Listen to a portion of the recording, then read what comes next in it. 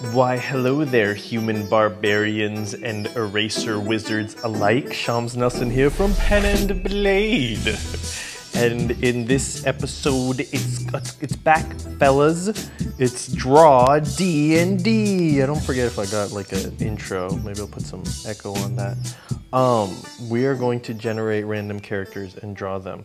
And I also wanted to mention that I'm thinking about doing a mentorship program. So if you guys want to learn how to draw characters and or maps, it would be like customized to exactly what you want to draw. So I can help you draw your original characters or whatever. But yeah, I thought that would be fun. So I'll leave a link below. So let's make a new character. All right, I just found this randomly on Google. I don't know if it's going to be great. It looks cool. So, I don't even know where the button goes to generate a random character. I'll just refresh the page. All right, we've got Dumin, the half-orc hermit, neutral good. He's a monk, so he's a hermit monk half-orc. Okay, cool. We can work with that. He is confident and assertive. His powers protect us from all the evils in the worlds. And his isolation gave him great insight into a great evil that only he can destroy. He's also colorblind. So he uses nunchucks. That's a very interesting weapon. All right, let's get to drawing this guy. This will be nice. Let's go in like a slightly gray background and grab a sketching brush. What do I want to use? This is fine. Just a regular hard round brush. We'll keep it simple. So half-orcs like to use, you know, the big bottom jaw and get some teeth in there so you see what I'm talking about. And let's point his head that way and have him. So what do we have to know about his? He can protect us from all the. He's confident and assertive. So we'll have his chest sticking out like that. And probably not wearing a shirt because he's like a martial arts guy. And I'm trying to remember, Bruce Lee used to hold his nunchucks like in his armpit. I wonder if since he's a half-orc, if he has like poor hygiene, perhaps the stench of the nunchuck is part of its power. There could be an enchantment. All right. My wife has joined us in the studio. Hello. And what do you think about that notion? I'm so curious to see how this turns out. I love the idea of the stench of the nunchucks. Yeah, it does poison damage. It does 1d4 poison damage. So yeah, it's great. It's a good buff. I should add that to the D&D Beyond. You can add your own magic items. So maybe I'll add that. The nunchucks of pungent aroma. The nunchucks of the pungent aroma. They look like ordinary nunchucks, but they've been thoroughly soaked in Baidumian. Yes, the infamous Baidumian. They've been soaked in his odors for his whole life, you know. This magic item exists hundreds of years after his demise, you know. So he's basically like a mythical hero by now. Whoa. He's actually quite handsome for a half-orc. He's got a little more on the orc side, but he's a good-looking fella. He's charismatic. Is he charismatic? He's decently charismatic for a half-orc, 12. That's not bad. He's mostly dexterous. He's not as strong as I thought. I should have looked at his stat block before over here. But yeah, and he's quite wise. So he's got his nunchucks and he's got some darts. Where would you hold darts? Maybe just like in the other hand, you can just have them. Okay. And I guess it's like he's got like a blow dart. Would that go like this or come over like that, following the form to make his chest bulging? For his darts. A little pouch for his darts. Okay, perfect. That'll be right over here. This is his little dart belt. And he's got his darts. Or maybe it's more of a sash. I feel like it's more cloth. Okay. And then he's got his darts in here. Maybe one or two are sticking out through the fold. Okay, cool. And then he wears some pants. So yeah, so it's this item is, you know, this exact nunchuck, and it's soaked in his sweat, and it does poison damage. Okay, cool. And I think that's it for him. I think we're ready to move on to the next. Do you have any suggestions of things we need to add? I'm going to keep these sketches light for now. Yeah, no, I think that's good. And since he's so charismatic, I think he's just like, hey. Or maybe he's hitchhiking in this photo. Is there anything to add This that photograph. could be a bit more like monkish? Oh, that's a good question. Monks are pretty simple people. Yeah. That's the thing. I think they don't tend to have too much gear. He's a hermit, so that explains why he's hitchhiking. Now I think we gotta throw in a softball. You know what I'm saying? Like this is a pretty easy one. Okay.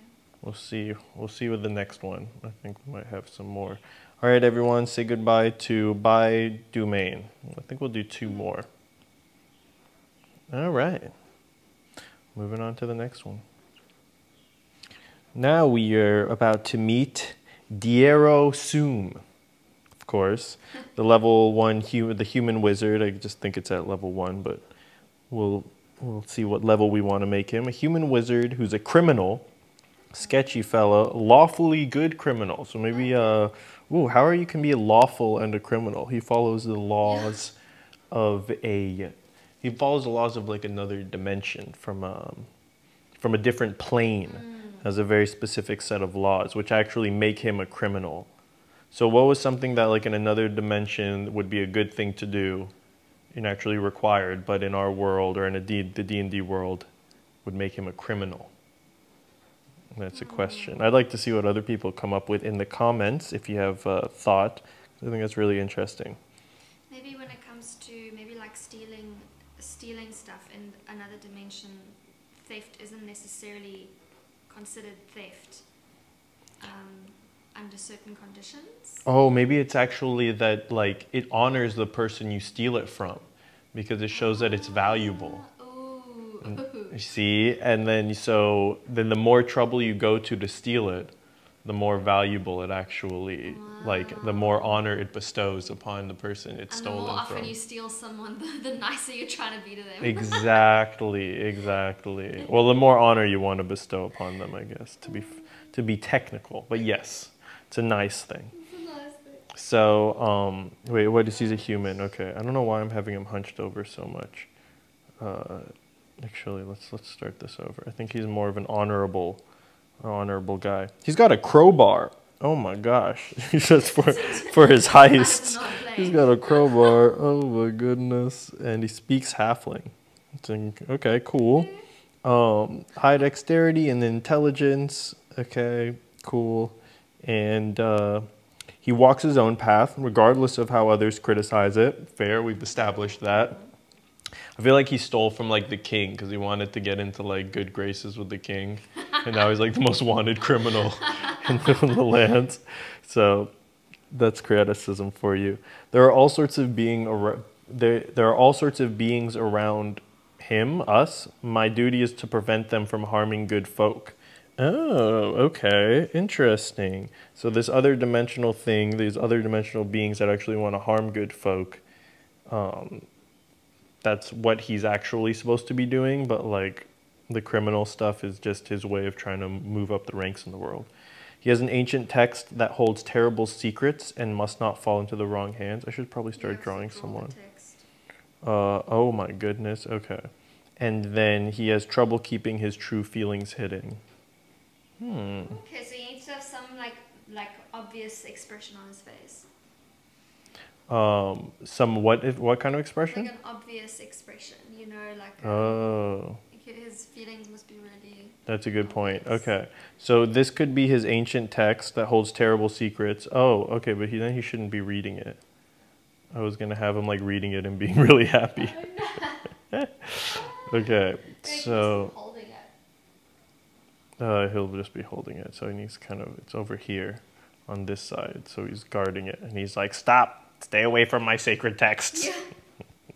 Leave them alone. There's nothing in here for you. Okay. And so he's like, what is his personality? Yeah, he doesn't care if people criticize him. He's a little bit sketchy. So I feel like in this, maybe he's like looking over his shoulder. Let's see, actually, then I would have to change. So we've got the rib cage like this, and maybe he's looking this way to see. No, that doesn't. Even more, it would have to be turned. Okay, that's a little too much, probably. No, that doesn't look right. And then he's like, talk to the hand kind of vibes right there. Maybe. Should he be talk to the hand? No, he's nice. He's trying to protect the world from interdimensional creatures, and he's trying... The whole world's trying to put him in jail. Yeah, and he's trying to honor the people that he respects most. He must be so confused. Okay, maybe that's the expression he has on his face. Because he's trying to show respect, and everyone's just going after him, and the more he tries to show respect, the more upset everyone gets. Like, that's pretty confusing.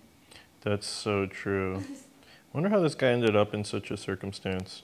Yeah, he should have done his research. I mean, he's a human. Like, where did he come from? I feel like he's like, you know, you always see the old wizards with like long beards. Yeah. But he could be like, kind of like middle-aged sort of vibe. So he's got his like mid-length beard going on. Does that make sense? Mm-hmm. He's on his way. Yeah, he hasn't earned the long beard yet. This is his first like field trip to another dimension. Maybe he's not actually a human, but that's the form he chose. He's actually like a non-physical entity. Or like something like that. So he's like, cool. What kind of hair do you think he should have? If any? Well, you always think of a wizard as having like long straight hair and a long beard, so maybe he can also kind of be on his way, so his hair can be like mid-length as well. Okay. Maybe on his shoulders, you know? And I think it should be a little bit dorky. So I'm thinking, what if he has like bangs? Okay. And then just like straight hair like that. Mm-hmm. Because then his ears sticking out.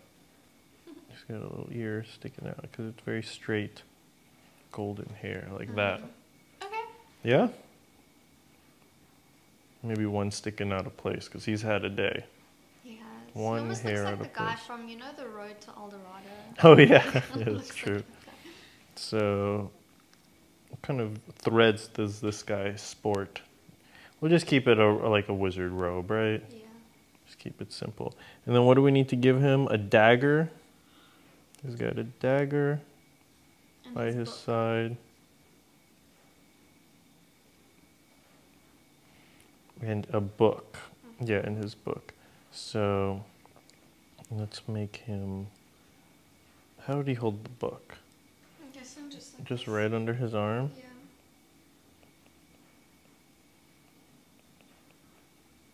Wait, why would he be doing that? Hold on. How do you hold a book? Someone give me a book. Oh, you hold it in your hand like this. Oh, wow. That's nice. Look at that. Live model. Moving up in the world. Okay, so this is this nice book. And that's his hand. Okay, cool. Cool. I think I got it. I'm not going to go too detailed for now. I just want to come up with some cool ideas. There's like obviously a skull on the book or something. Right. And there we go. I think that's it. Cool. He can have some little magic if he wants. Maybe he's not telling someone to talk to the hand, but he's actually like casting some kind of a spell. A spell. Oh, and his crowbar. Wait, let's see. He's got his crowbar, explorer pack, leather-bound tome with suspiciously red ink. Suspiciously red. Oh, Suspiciously red. okay. Metallic rod with amber stone on top. Oh, wow, that's cool. That's what his focus is. So where does he keep all this stuff? Okay, I'm gonna go Wayne Reynolds and just like have it like hanging all off him. I love that guy's vibe. So here's his thing. Maybe this is his adventures pack. What would be sticking out of it? No, he keeps organized. It's all stuffed in there or nicely. We've got a crowbar. Where does he carry his crowbar?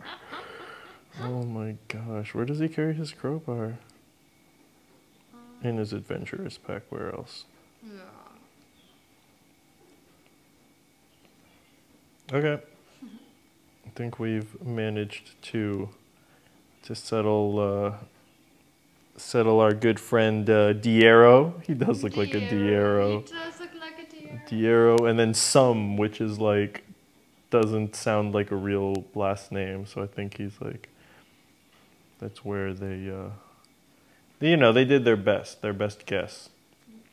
These interdimensional beings. Okay, cool. Cool. Nice. Last one. Ooh, and if you guys want me to draw your D&D characters, I love to do commissions of D&D characters, so you can go to pen_n_blade and on Instagram. I think that's the best way to reach me. Or shamsuddin.nelson.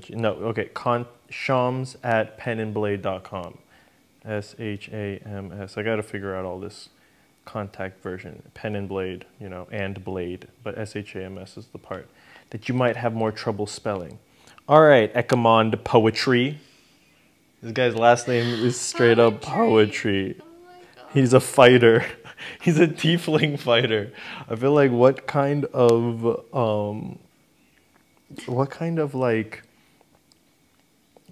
how I don't know, I feel like you get made fun of a lot. If you're a tiefling is like the evil ones, not the evil ones, but you know tieflings?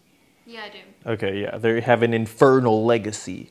So if you're like that and your name is Poetry, that's really like Ekamon is like a great first name for a tiefling.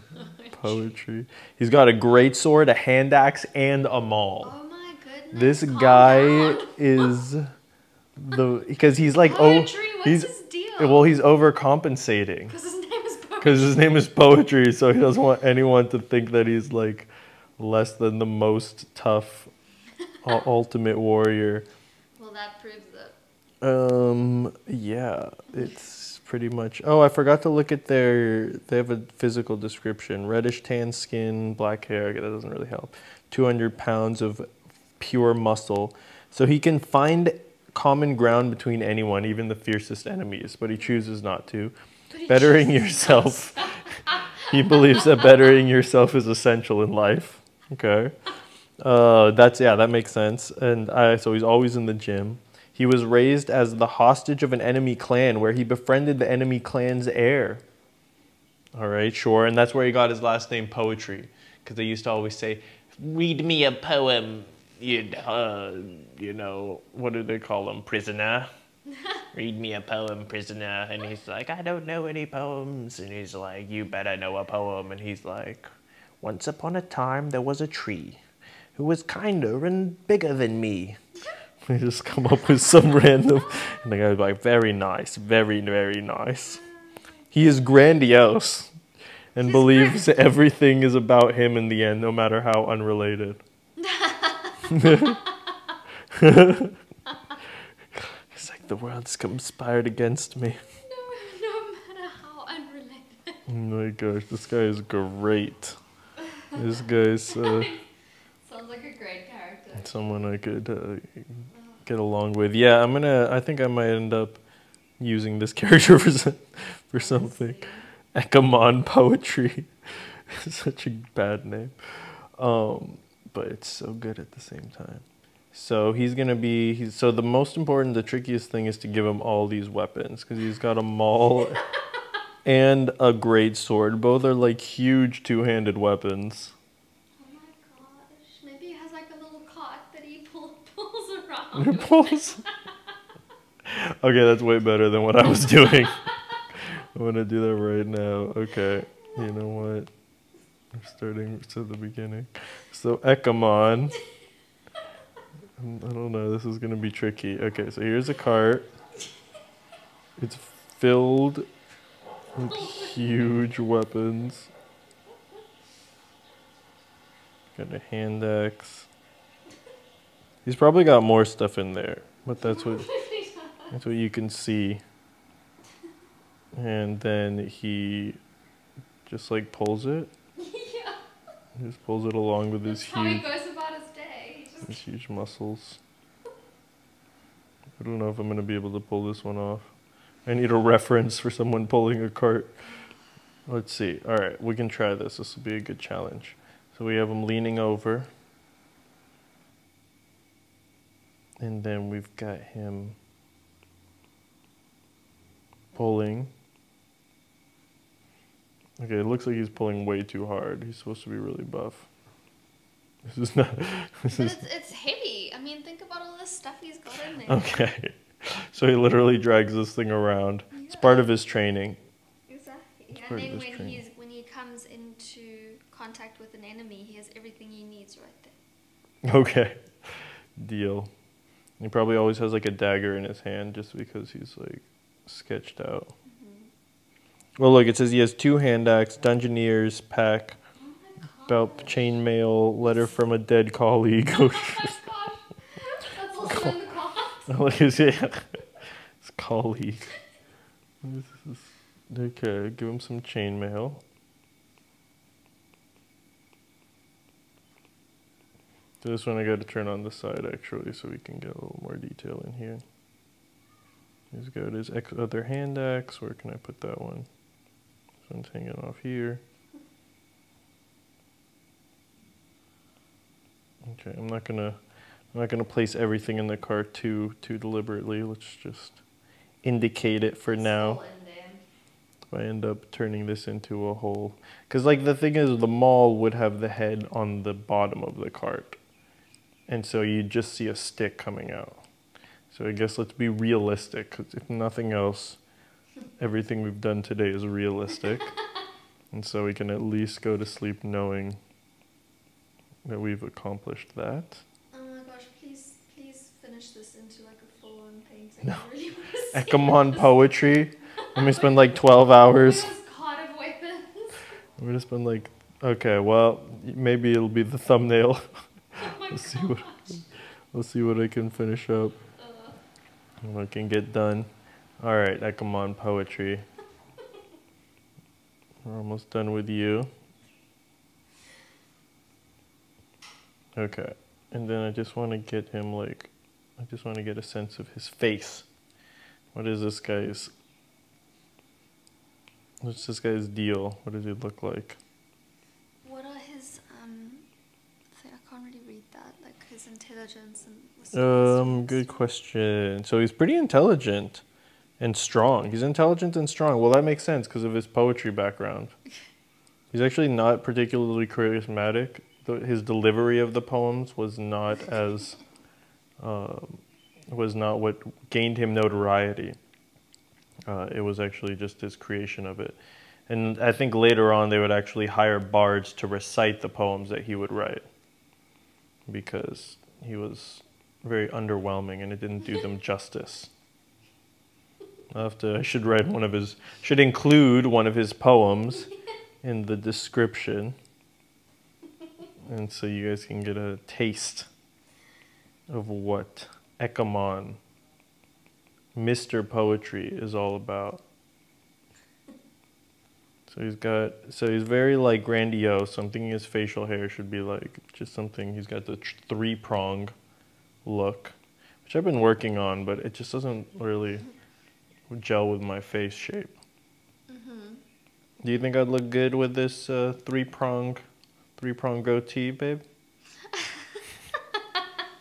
What? No. Oh my gosh. You do, don't you?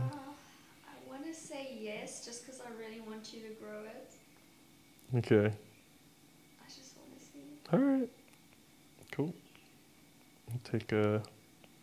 This is one of those times where it's like. And if this video gets 200,000 likes, I'm gonna shave my beard into a 3-pronged tiefling Ekamon Poetry style do. Do it. Permanently. Do it. I don't know how you do that permanently, but. Alright, Ekamon.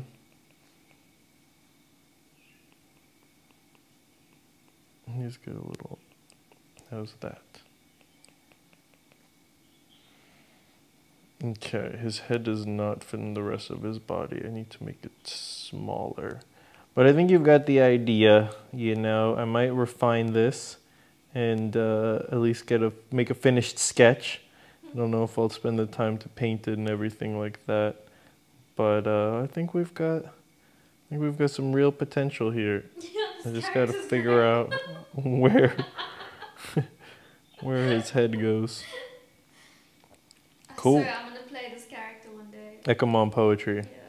That's it. I want the words Ekomon Poetry to be ringing in everyone's head, so that you just for the rest of the day you just Ekomon Poetry. It's just a word that's, you know. Have you ever had a word stuck in your head? No.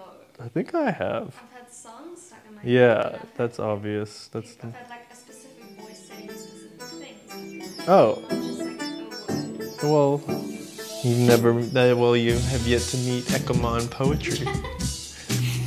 Prepare to have your mind blown. Alright, I guess that's it for now. Peace, God bless, and stay fantastic, everyone.